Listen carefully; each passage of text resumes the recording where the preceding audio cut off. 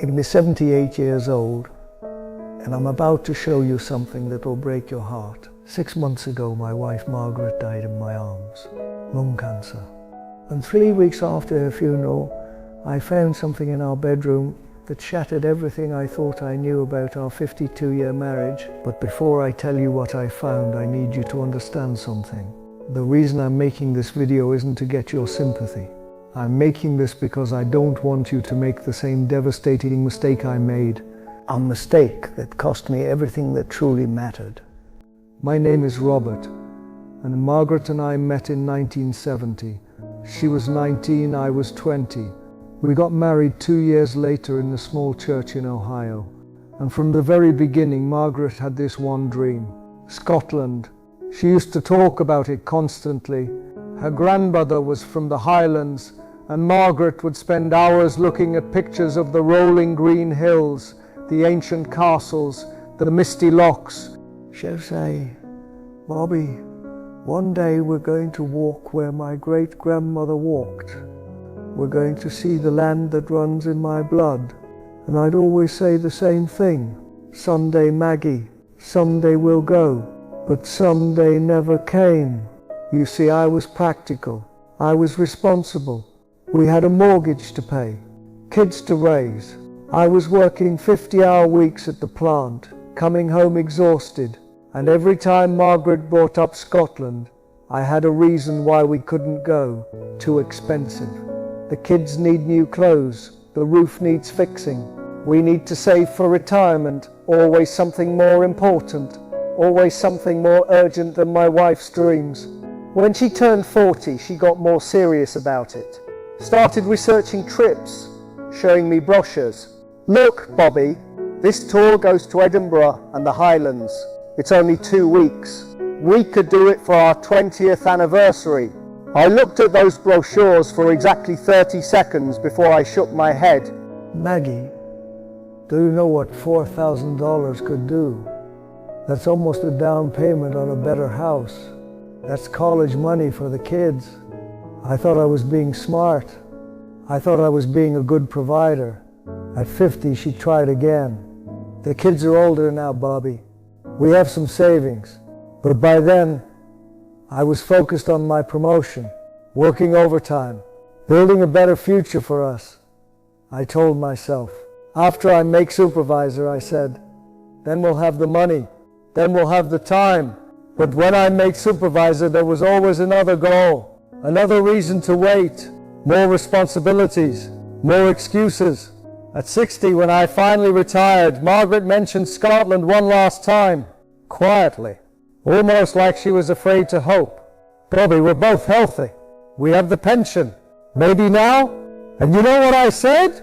I said we were too old to be gallivanting around the world, that we should be sensible with our money, that we didn't know what medical expenses might come up.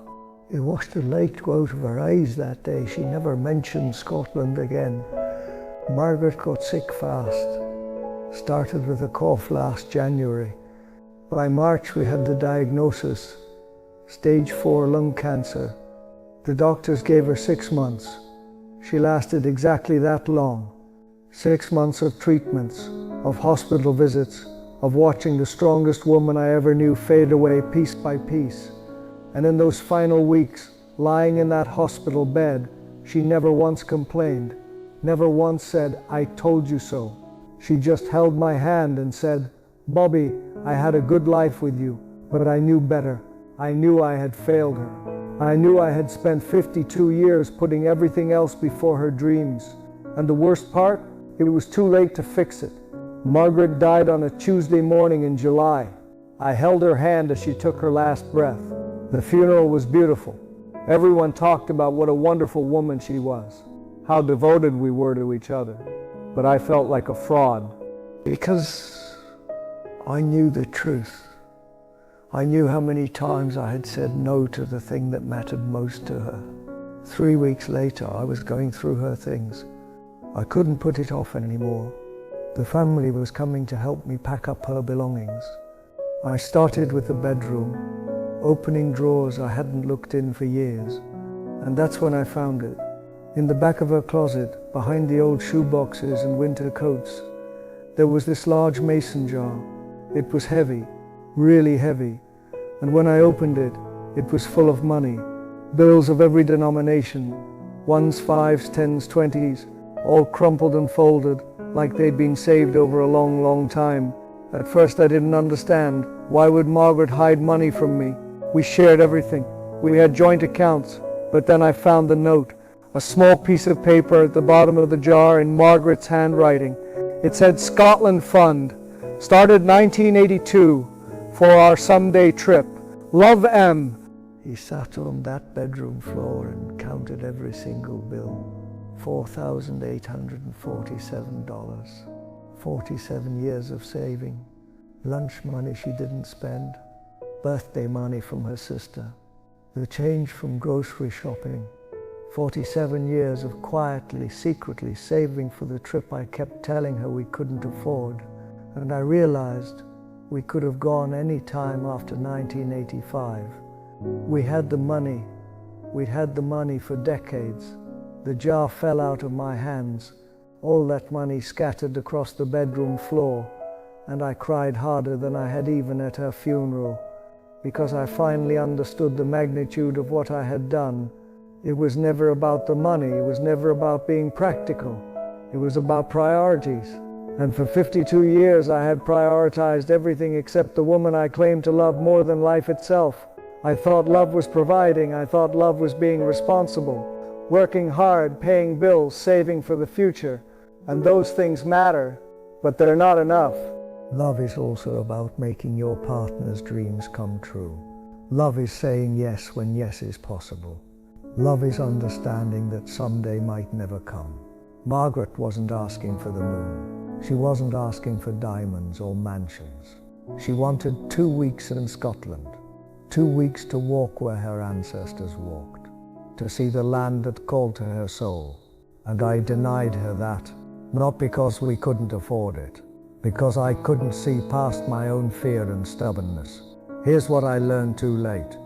Your spouse's dreams are not luxuries. They're not frivolous wants you can postpone indefinitely. When someone you love has a deep longing, a place that calls to their heart, denying them that is denying a piece of their soul. And I denied Margaret's soul for 52 years. I kept finding things after that. Travel magazines she'd hidden under her mattress. Articles about Scotland she'd cut out and saved. A map of the Highlands with routes marked in pencil. She never stopped dreaming. She just stopped sharing those dreams with me because I had taught her they didn't matter. The regret is suffocating. I wake up every morning thinking about those green hills she'll never see, those castles she'll never touch, the land that ran in her blood that her feet will never touch. And I think about how easy it would have been to say yes. But here's the thing about time. Once it's gone forever. Margaret is gone. Scotland is still there, but it doesn't matter anymore. Not without her.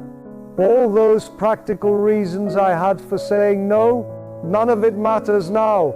If I could go back, if I could talk to my 30-year-old self, here's what I would say. Stop saying no to your wife's dreams. Stop thinking you have unlimited time. Stop prioritizing money over memories. Stop being practical when you should be romantic. That $4,847 in the jar, it's still sitting on my kitchen table. I can't spend it. I can't even look at it, because it represents 47 years of hope. Listen to me carefully.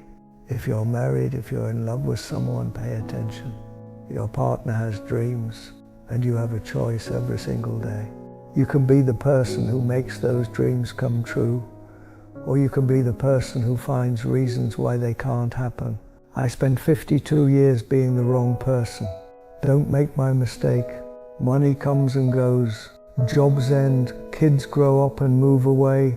But the memories you create with the person you love, those last forever.